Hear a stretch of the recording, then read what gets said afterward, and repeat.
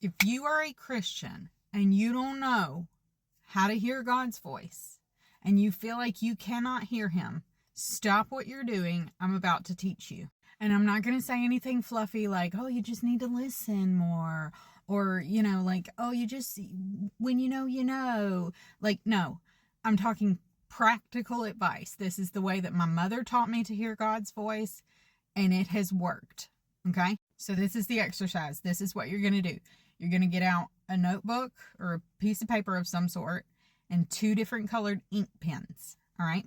In the first color, you're going to write down your prayers. You're going to write down everything you want to say to God, everything you want to ask him about as it pertains to a certain subject or what's going on in your life right now. Just spill your guts, okay? Then you're going to swap to the other color ink pen. And you're going to sit and you're going to listen. As soon as you feel like you hear something, start writing it down. It doesn't matter if you think it's your own thoughts. It doesn't matter. Like, we're not trying to decipher what voice is coming in right now. We're just writing. Write until you feel like, it's a complete thought, like it's a complete conversation. And then you're going to stop. And then you're going to read that second half and compare it to scripture. Does it line up with what God has to say in the Bible? Does it line up with God's character?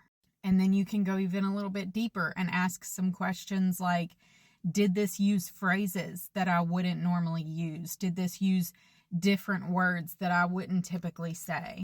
Is this telling me something that contradicts the way that I've always understood things, or contradicts what I've been taught, or who I thought God was? Is it loving? Is it encouraging? Is it kind? Or is it mean? Is it judgmental? Is it condemning? These are the types of things that are going to give you clues to help you figure out what voice you're listening to. If it is making you feel shameful or guilty or condemned or like you're this tall, then that's probably not God's voice. If it is making you feel loved and seen and honored like you never have felt before, chances are that's your Father.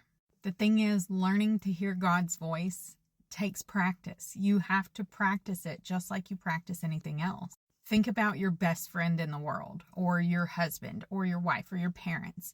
You know their voice distinctively. You could pick them out in a crowd. Why? Because you spent time listening. It's the same thing with God. If you want to know how to hear his voice, you got to put in the time to listen. You got to put in the time to know what he sounds like so that you can pick him out of a room. I hope this exercise helps you as much as it helped me. My mom taught that to me when I was 16 years old, and it has served me so well in the decades since. And if you still want a little more guidance and you want to go a little bit deeper because you're still hungry for learning more about what it's like to hear God's voice and to deepen your relationship with him, I did write a book called 7 Days to a Life of Limitless. This is everything I learned over a 3-year period of deepening my relationship with God, and I put it all in one handy dandy place for you. I also wrote a journal to go with it that is 120 question prompts that help you start conversations with God to get to practice learning what his voice sounds like, and it's got room for you to journal the responses at the bottom. Both of these are now available on TikTok Shop and on my website, or if you just want free shipping, you can also find them on Amazon.